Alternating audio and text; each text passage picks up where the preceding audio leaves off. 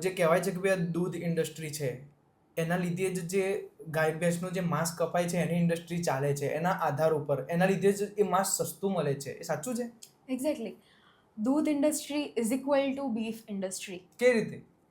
મતલબ હું દૂધ પીવું છું તો મારો ભાગીદાર હું છું કે હું લોકો જે માંસ ખાય છે ગાય ભેંસનું એમાં હું ભાગીદાર છું? યસ. કઈ રીતે સમજાવો? મારે ગાય કે ભેંસનું માંસ ખાવું હોય તો એના માટે એને હું ઉછેર કરું, બાળપણથી એ મોટી થાય ત્યાં સુધી કપાય કેટલું મોંઘું પડે. એને ખવડાવો, પીવડાવો, સાચવો કરો જેમ છે કપાય. એ તો આખી એ સાચવવાની પ્રોસેસ છે, મોંઘી પડે. હવે આ જ ગાય ભેંસનું હું ડેરી ઇન્ડસ્ટ્રીમાં ઉપયોગ કરું છું, એટલે કે જન્મી ત્યારથી દૂધ આપતી બંધ થઈ ત્યાં સુધી મેં એનામાંથી આવક લીધી, એનું દૂધ વેચીને મેં આવક લીધી. અને એક સમય દૂધ મળતું, જ્યારે દૂધ મળતું બંધ થયું ત્યારે હું એને વેચી દઈશ. એટલે જે બીફ ખાનારાઓ છે એ લોકોને મેં સસ્તું માંસ આપ્યું, મારા લીધે એમને સસ્તું માંસ મળ્યું. બાપરે, ઘણા લોકોની ગાળો આવશે આ વાતમાં.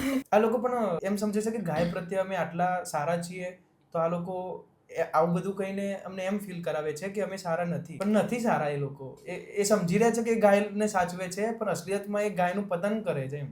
યુટ્યુબ પર સર્ચ કરો ધ ઓનેસ્ટ ગુજ્જુ અને આ પોડકાસ્ટ જોઈ લો.